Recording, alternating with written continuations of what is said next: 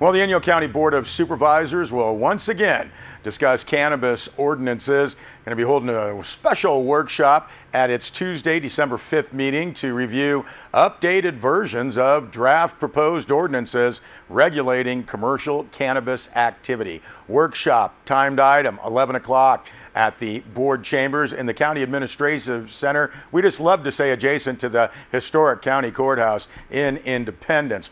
Now, the press release from Inyo County notes the three draft ordinances up for review and discussion focus on land use, licensure, and abatement.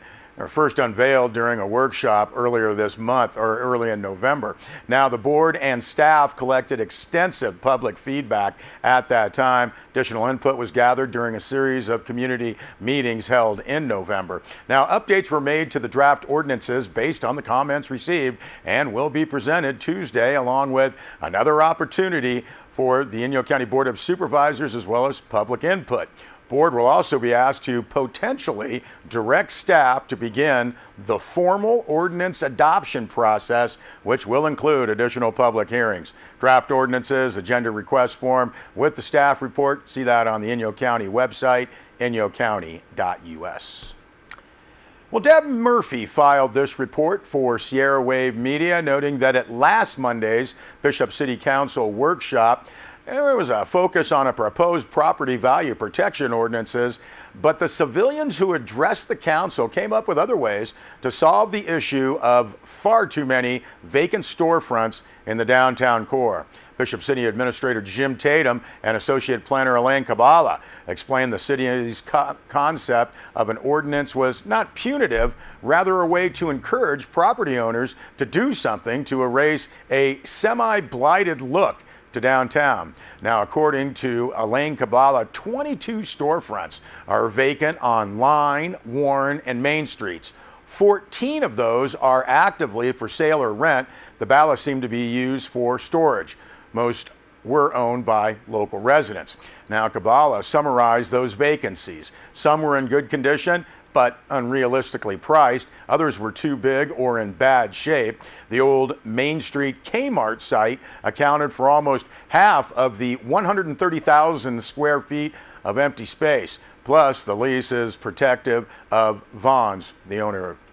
Now, many of the speakers stressed the cost to bring the older buildings up to code. As Jim Tatum described it, there are 1940 buildings competing in a 2017 world. Now, another issue was the lack of smaller sites for business startups. An idea that had a lot of traction was to take a storefront like the former J.C. Penney, gut it, put in ADA compliant restrooms, and subdivide into smaller cubicles.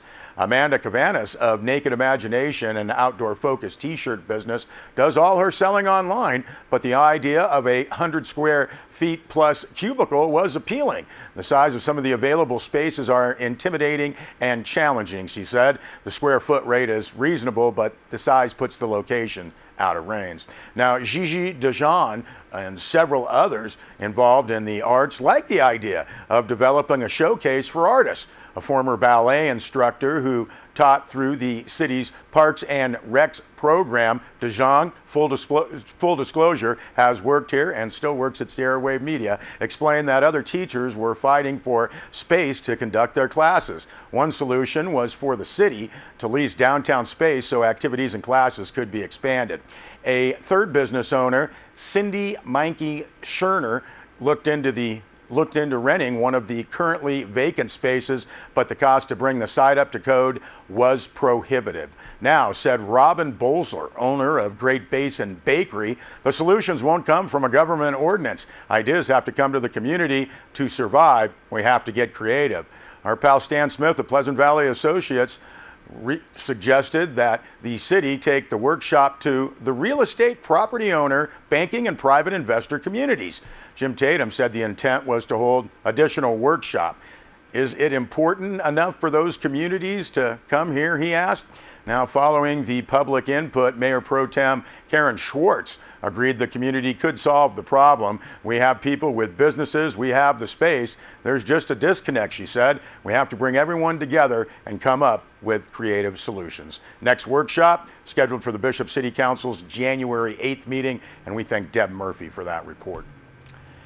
Well, the City of Bishop Public Works Department staff installing new parking control signs downtown Bishop. Signs are being installed to implement the update of parking in downtown that was finalized during the summer. The update also includes parking changes at the city parking lot on Sierra Street.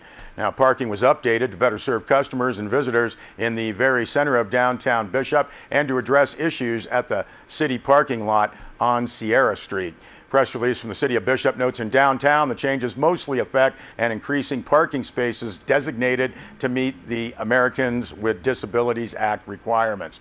Now, at the Sierra Street parking lot, Americans with Disability Act spaces were created as required by law, while the rest of the lot was converted to areas of permit parking and areas of no parking during the period of 2 a.m. to 6 a.m. Permits for long-term parking in the lot can be obtained from the Bishop Police Department, and although the new parking controls should be followed as soon as the new signs are installed at a particular location, enforcement by the Bishop Police Department may include a grace period and warnings prior to issuing citations while drivers become accustomed to the new parking controls. More information, you can contact the City of Bishop Public Works. Well, one of the great fun fundraisers of the year, that's this Saturday. It's Disabled Sports Eastern Sierra. It's the Whiteout Extravaganza. Going to be great. Taking place Canyon Lodge, Mammoth Mountain this Saturday. Music by Deep Fried Mojo. They're going to have the wine grab, silent auction. We'll note there's already an online auction going on. Dancing, dinner, it's going to be a great time. It's the party of the year, as it's known. It's the Whiteout Extravaganza, Disabled Sports Eastern Sierra. You can get your event tickets and raffle tickets. Go to that website, disabledsportseasternsierra.org. And as we said, the online auction is already going on. So if you would like to help out one of the great organizations here in the Eastern Sierra, disabledsportseasternsierra.org for all the information. It's going to be a whiteout extravaganza this Saturday at Canyon Lodge. And if we could get Mother Nature to bring us a whiteout, we'd sure appreciate that too. We'll be back with more news.